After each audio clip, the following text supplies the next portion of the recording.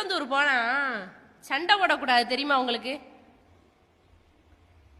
அதாவது நம்ம பரம்பரை பகையா இருக்கும். நம்ம அப்பாவுக்கும் அவ அப்பாவுக்கும் சண்டையா இருக்கும், நம்ம தாத்தாக்கும் அவங்க தாத்தாக்கும் சண்டையா இருக்கும், நம்ம தாத்தாவோட அப்பாவுக்கும் அவங்க தாத்தாவோட அப்பாவுக்கும் சண்டையா இருக்கும். அப்படி பெரிய சண்டை போட்டாலும் திருச்செந்தூர் போனா ஏத்தாப்புல பார்த்தா பேசணுமாங்க, வாங்கன்னு கேட்கணுமா, இல்லைன்னா கையெடுத்து கும்பிட்டு முருகான்னு சொல்லணுமா. இப்படி ஒரு வழக்கம் இருக்கு. யாராவது பெரியவங்க இருந்தாங்கன்னா கேட்டு பாருங்க. இப்படி ஒரு வழக்கம் இருக்கு. முருகான்னு சொல்லணுமா, ஓம் முருகான்னு சொல்லணுமா, வேளான்னு சொல்லணுமா, முருகர் பேரையாவது உச்சரிக்கணுமா. எதுக்கு அப்படின்னா எங்க அம்மா அதுக்கு ஒரு வார்த்தை சொன்னாங்க.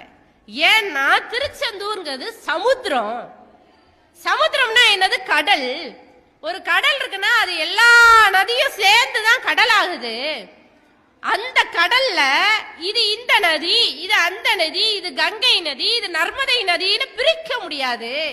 எல்லா நதியும் சேர்ந்து கடலா ஒன்னா இருக்கிற மாதிரி எல்லா வகையான மனிதர்களும் தன் பகை மறந்து, கோபம் மறந்து, விரோதம் மறந்து, துரோகம் மறந்து ஒன்னா ஒரு இடத்துல நிக்கணும்னா திருச்செந்தூர்ல நிக்கணும்னு சொல்றாங்க.